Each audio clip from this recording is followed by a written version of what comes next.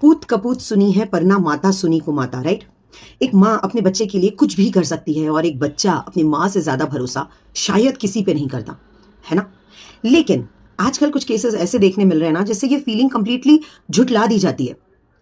मैं बात कर रही हूँ हरिद्वार की अनामिका शर्मा की, जो एक टाइम बीजेपी के साथ जुड़ी हुई थी। इस केस के बाद उन्हें उस टीम से, उस पार्टी से निकाल दिया गया।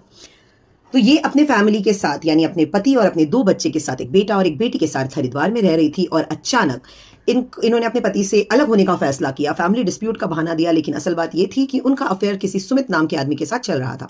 तो जब दोनों अलग होते हैं पति पत्नी, तो पति बेटे को अपने साथ रखता है एंड पत्नी बच्ची को, 13 साल की बच्ची को अपने साथ लेके सुमित के साथ रहने चली जाती है।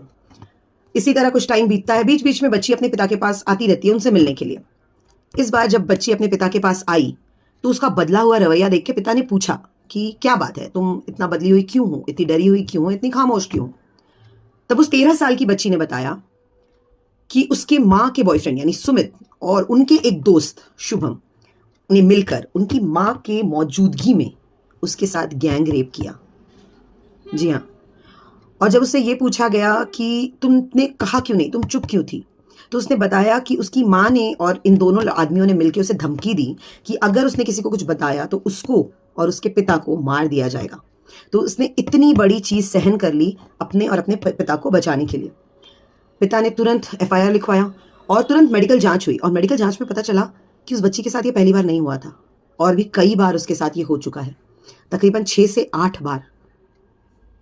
और उस बच्ची को ये समझाया जाता था कि एक औरत और एक मर्द के बीच में फिजिकल रिलेशन बहुत नॉर्मल है, ये अब्यूज नहीं है, तुम इसे गलत समझ रही हो और किसी को बताना मत, वरना तुम्हारे पिता को और तुम्हें मार दिया जाएगा। सोच सकते हैं उस बच्ची के ऊपर क्या बीत रही होगी। ऑफ कोर्स अरेस्ट कर लिया गया कैंटोनमेंट से, दोनों अनामिका शर्मा एंड सुमित दोनों को अरेस्ट कर लिया गया। शुभम एब्सकॉन्डिंग है, बट आई होप वो भी पकड़ा जाना चाहिए। बहुत बुरा बोलने का मन कर रहा है बट डेफिनेटली मैं बोल नहीं सकती। लेकिन मैं जानना चाहती हूं आप लोगों के हिसाब से इन लोगों को, ऐसे लोगों को क्या सजा मिलनी चाहिए, एक ऐसी सजा जिसके बाद ना कोई भी माँ ऐसा करने के पहले ना 100 बार सोचे। मतलब मुझे नहीं लगता कोई माँ ऐसा सोच भी सकती है। अनामिका जैसे औरतों को तो माँ बोलने का मन भी नहीं कर रहा, बट ये ऐसा डर हो जाना चाहिए। तो ऐसी क्या सजा लगती है आपको देना चाहिए, प्लीज बताइए हमें।